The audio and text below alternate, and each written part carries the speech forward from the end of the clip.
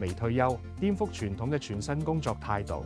微退休主張喺每段工作之間留返適當嘅空間，喺經歷一段類似退休咁嘅休息之後，再重新投入工作。呢種間斷性嘅休息方式，可以係幾個月或者1-2年，用嚟充電去旅行，或者追尋其他人生目標。雖然微退休聽落好吸引，但對一般人嚟講，最大嘅挑戰就係財政壓力。唔單止係微退休期間嘅生活費，仲要諗得更長遠，真係退休嗰陣都要有足夠儲備，仲有應付突發事故或者疾病等等嘅資金需要。要安心享受微退休，你需要一套全面嘅理財策略，例如調整你嘅現金流同儲蓄比例，檢視投資組合，